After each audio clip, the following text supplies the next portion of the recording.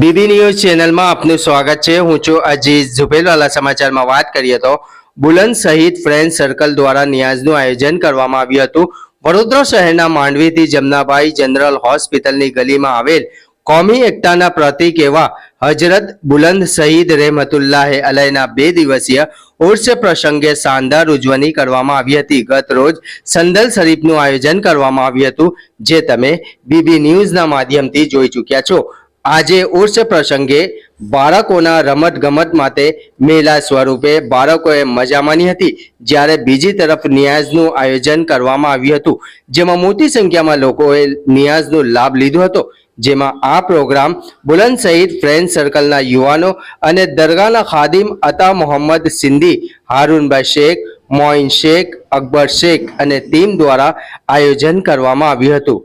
Report Aziz ઝુબેલવાલા।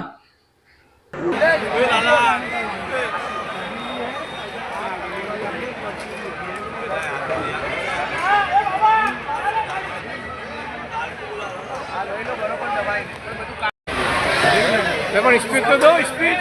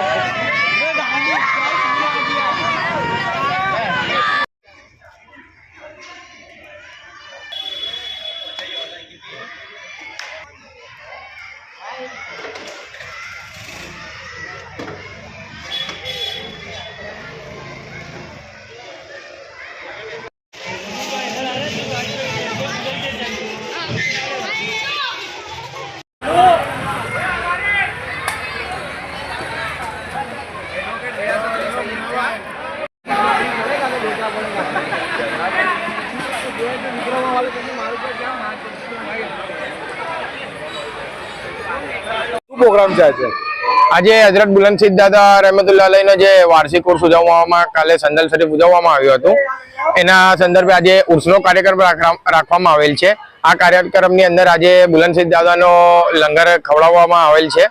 આપણે જમનાભાઈ દવાખાનાની પાછળ બુલંદ શહીદ મેદાનની અંદર યતીમખાનાની પાસે આ પ્રોગ્રામ આયોજિત કરવામાં આવેલ છે। કેટલા વર્ષથી પ્રોગ્રામ થાય છે? આ પ્રોગ્રામ વર્ષોની પરંપરા મુજબ, અમારા પૂર્વજોની પરંપરા મુજબ આયોજન કરવામાં આવેલ છે। આ પ્રોગ્રામ બુલંદ શહીદ યંગ સર્કલ તેમજ બુલંદ શહીદ દરગાહના ખાદિમ અતા મોહમ્મદ સિંધી તેમજ હારૂનભાઈ શેખ, આ બધા બંને ગ્રુપ દ્વારા આયોજન કરવામાં આવેલ છે। આપનું નામ? શેખ મોહમ્મદ મોઇન અકબર। ઘંટી છે તેમને ક્લિક કરો જેથી અપડેટ ન્યૂઝ તમારા સુધી પહોંચી શકે।